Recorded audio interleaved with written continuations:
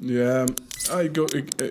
I'm going to answer it in English, if possible, so I can be a bit clear about what I'm saying. But it's a difficult topic because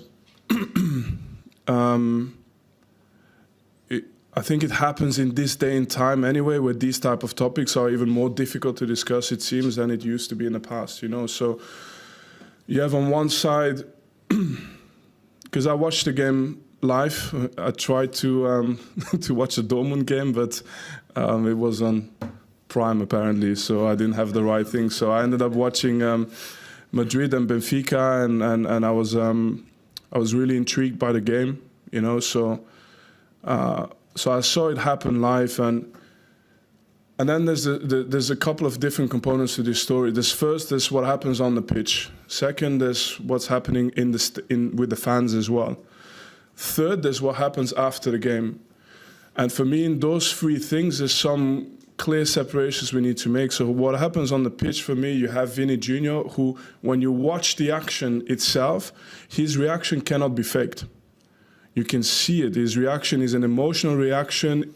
I don't see any benefit for him to go to the referee and put all this misery on his shoulders.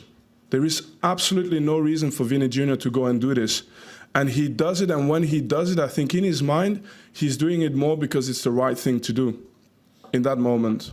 So he goes and does it, and next to him you have Kylian Mbappe, who normally always stays quite diplomatic and on every side, and Kylian Mbappe is really clear about what he heard and what he saw, and is even more clear after the game when he speaks about it.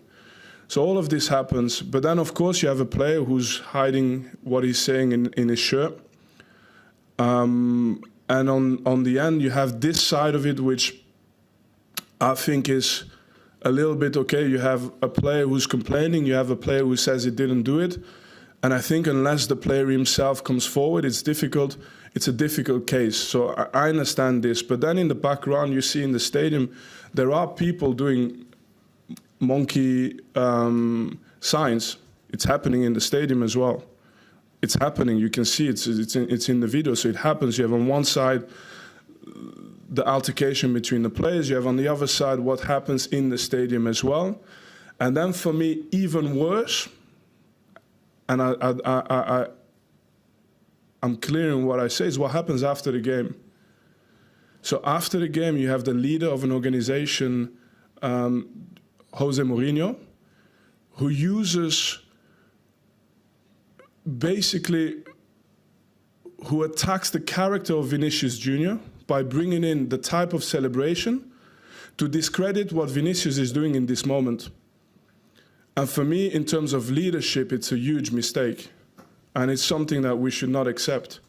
So I'm very clear on that. On top of it, he mentions the name of Eusebio. To say that Benfica cannot be racist because the best player in the history of Benfica is Eusebio. You know what black players had to go through in the 1960s? Was he there to travel with Eusebio every away game? When he went to every place in Europe? Probably at the time, because my dad is a black person from the 1960s also who made his way. Probably at the time, the only option they had is to be quiet and to say nothing and to be above it and to be 10 times better, to get a little bit of credit and people say, actually, he's good. That's Eusebio's life, probably.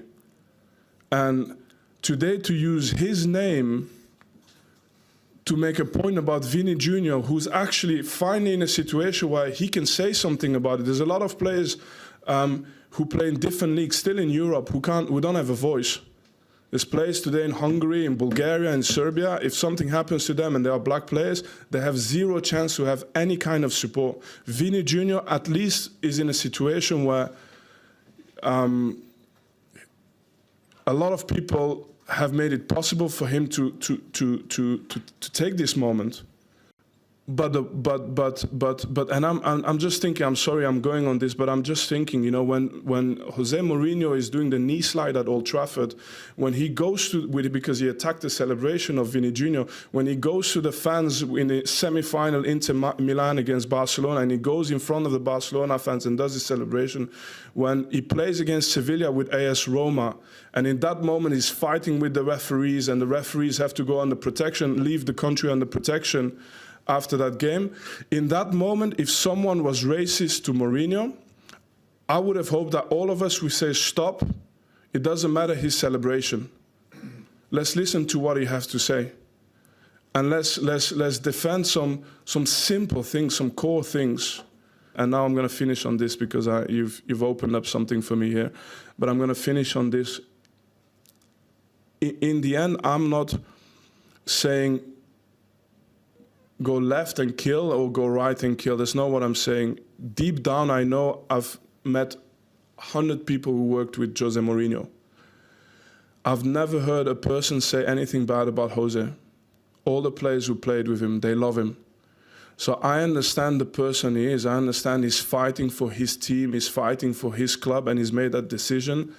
And you cannot be a bad person and have all the ex-players you've had talk so positively about you. So I know he's a good person. I don't need to judge him as a person, but I know what I've heard. So, and I understand maybe what he's done, but he's made a mistake.